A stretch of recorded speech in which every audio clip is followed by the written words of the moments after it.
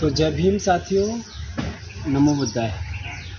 अभी हम समान शिक्षा संघर्ष यात्रा के 21वें दिन है और 21वें दिन ये है आज का 6 नवंबर।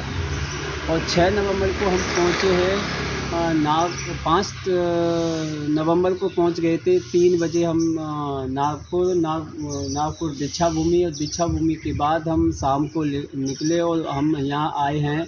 आप देख रहे होंगे ये श्री सम्यक बुद्ध विहार है और ये है आपका सहकार नगर नागपुर। ये बुद्ध का ये फ्लैग लगा हुआ है और ये बुद्ध विहार है इसके अंदर। और ये विशालकाय, ये पीपल का वृक्ष है जो बुद्ध वृक्ष कहते हैं हम।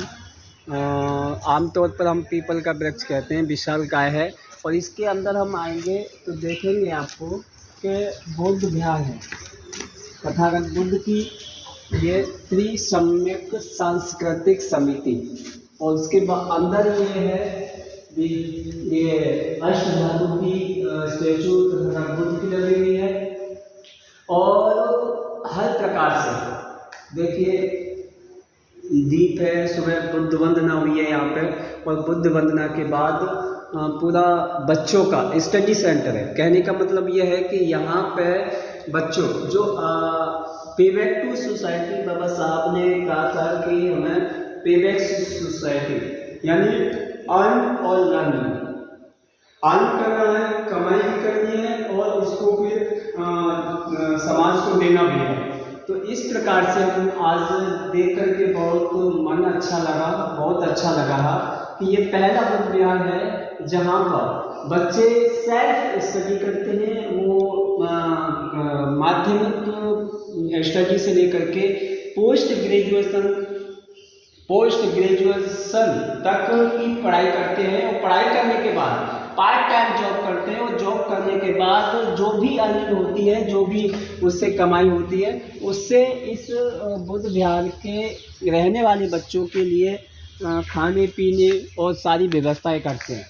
तो अभी हम आपके अंदर चलेंगे जहाँ जिन्होंने बच्चों ने स्टडी सेंटर बनाया हुआ है। और वो study centre all over competitive exam के लिए है और क्लास स्टडी के लिए है। और इस प्रकार का जो स्टडी सेंटर है ये आप देखिएगा कि तथागत बुद्ध से लेकर के सभी महापुरुषों की तस्वीर लगी हुई है।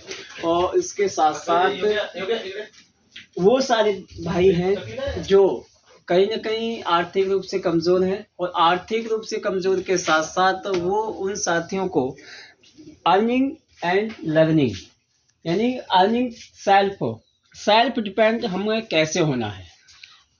जब तक हम सेल्फ डिपेंड नहीं होंगे, जब तक हम खुद के आत्मविश्वास से मजबूत नहीं होंगे, तो हम किसी भी क्षेत्र में, चाहे वो स्टडी का क्षेत्र हो, चाहे वो रोज़गार का क्षेत्र हो, चाहे वो किसी डिफेंस का क्षेत्र हो, चाहे वो पॉलिटिक्स का क्षेत्र हो, चाहे वो सामाजिक का क्षेत्र हो, हर क्षेत्र में हमें आत्मविश्वास होना चाहिए। और यहाँ कहीं ना कहीं ये देखने को मिलता है। जब हम इस जगह आए तो मैं लगा था कि यार कहीं ना कहीं कोई ना कोई इसको मैनेजमेंट बनाया हुआ है। लेकिन ख़ास बात यह है कि यहाँ मैनेजमेंट प्रॉपर तरीके से कोई नहीं है। ये सभी भाई आपस में मैनेज करते हैं, स्टडी करते हैं। और स्टडी करने के बाद जो पार्ट टाइम जॉब होता है उससे अर्निंग होती है। और उस अर्निंग की वजह से यहाँ कुछ ऐसे भी भाई हैं जो आर्थिक रूप से कमज़ोर हैं, उनके माँ नहीं है, पिता नहीं है, बाकी उनका भी यहाँ यथा स्थिति में व्यवस्था बनाते हैं। तो इनके जो कहाँ से स्टार्ट हुए, जो मुख्य इसके संस्थापक हैं प्रोफेसर अनिल काणेकर हैं, जो इसके फाउंडर हैं। और उन्हीं की देख रेख में, उन्हीं के मार्गदर्शन में ये चलता है। बाकी सभी साथी कंप्यूटर से लेकर के स्टडी तक और रोज़गार की बहुत सारी पार्ट टाइम जॉब करने के बाद यहाँ अर्निंग कुछ आंशिक रूप से सहयोग करते हैं, दान करते हैं। और उसके बाद ही यहाँ खाने पीने रहने की सारी व्यवस्थाएं होती हैं। तो ये है सारी कॉम्पिटिटिव बुक्स हैं। और सबसे मेन बात यहाँ इतिहास के बारे में यानी बहुजन महापुरुषों के बारे में बारीकी से बताया जाता है, उनकी चिंतन मंथन किया जाता है कि कहाँ से हमारा बहुजन इतिहास शुरुआत होती है और कहाँ तक भौगोलिक स्थिति क्या रही है हमारे देश की और सांस्कृतिक स्थिति क्या रही है। और वहीं से जब सांस्कृतिक स्थिति के बारे में हम जानते हैं तो हमारे अंदर संस्कार पैदा होते हैं, और जब ये एक संस्कार पैदा होते हैं तो एक सभ्य समाज के निर्माण होता है। और यही होता है जब भी हमारे महापुरुषों ने कहा है कि सबसे पहले हमें शिक्षित बनना है। और शिक्षित दो प्रकार के होते हैं। पहला शिक्षित होता है वो एकेडमिक शिक्षित, जो कि हमें किताबों से ज्ञान मिलता है, और दूसरा होता है सामाजिक, जो कि हम सोशल वर्क करते हैं, वहाँ से हमें जो शिक्षा मिलती है वो से कहते हैं हम सोशल एजुकेशन। और वो आज के दौर में हम देखने को मिलता है कि हम एकेडमिक एजुकेशन तो प्राप्त करते हैं, एकेडमिक और किताबी ज्ञान तो हमारे पास है, लेकिन सामाजिक ज्ञान नहीं है। और सामाजिक ज्ञान के अभाव में हम एक नौकर बन जाते हैं, वो चाहे नौकर सरकार का हो चाहे वो प्राइवेट नौकर हो। नौकर हमेशा नौकर होता है, वो मालिक का आदेश का पालन नहीं करता है। तो ये यहाँ हमें, ये हमारे सभी भाई हैं तो ये कंप्यूटर चला रहे हैं भाई साहब, तो ये कुछ अपने बारे में और यहाँ के सेंटर के बारे में कुछ बताने का प्रयास करेंगे। आप अपना परिचय बताएंगे और इसके बाद अपना। जय भीम साथियों, मैं अजय राखुंडे हूँ। मैं मूल रूप से लाखांदूर तहसील डिस्ट्रिक्ट भंडारा से हूँ और मैं अभी यहाँ 2015 से रह रहा हूँ और मैं ग्रेजुएशन पूरा किया हूँ और अभी मैं कॉम्पिटिटिव की तैयारी कर रहा हूँ। Thank you. और बाकी यहाँ के बारे में बताएंगे कुछ? ये सर बैठे हुए हैं हमारे, बताएंगे। अच्छा। जय भीम। हमारे हॉस्टल में अभी फिलहाल ये किसने चलाया, कैसे चलाया, ये बताएंगे इसके बारे में। हाँ। 21 बच्चे हैं और ये 21 बच्चों में से कुछ बच्चे 12वीं के बाद के जो बच्चे हैं वो पार्ट टाइम जॉब करके अर्निंग करके ये हॉस्टल को दान देते हैं और उसमें से हॉस्टल की सभी वाटचाल चलती है हमारे।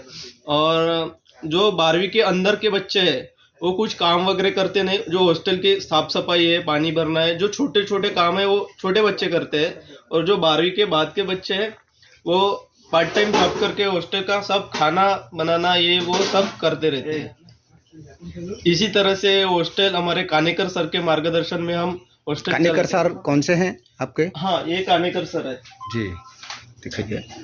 ये कानेकर सर हैं। हाँ, तो इनके प्रेरणा द्वारा ये सेंटर चलाया जा रहा है। हाँ जी। और कुछ बताएंगे? आइए। और जो भी साथी, देखो ये हमारे भाई आ चुके हैं, ये भी बताएंगे कुछ।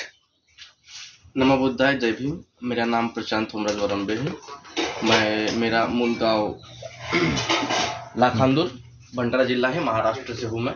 करीब मुझे 8-10 साल हुए मैं यहाँ रह रहा हूँ और पढ़ाई के साथ साथ महापुरुषों की किताबें पढ़ना और समाज में जागृति करना, ये हमारे जो स्टूडेंट है उनको हम बताते हैं कि आप गांव से आते हैं, सिर्फ पढ़ाई नहीं तो आप महापुरुषों की किताबें पढ़ो, जो आपको समझ में आता है वो आप समाज में जाके बताओ, ताकि आपको पता चले कि हमारे महापुरुषों ने हमारे लिए क्या किया है, उन्होंने क्या त्याग किया है।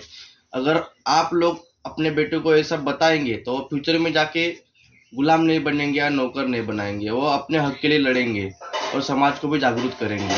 तो हमारे हॉस्टल में एक ही जाति धर्म के लोग नहीं रहते, तो विविध जाति धर्म के लोग रहते हैं। मैं जैसे ओबीसी हो, कोई SC ST या सभी माइनॉरिटी, सभी हमारे भाई है। ऐसे इस उद्देश्य से हम ये हॉस्टल चला रहे हैं। गरीब बच्चा हो या जिसको पढ़ाई के लिए पैसों की ज़रूरत होती है या वो पढ़ नहीं पाता, ऐसे बच्चे हम गांव से लाते हैं। जिसके माँ बाप नहीं है, ऐसे बच्चे हम यहाँ पढ़ाते हैं और उनको बड़ा करते हैं। जी।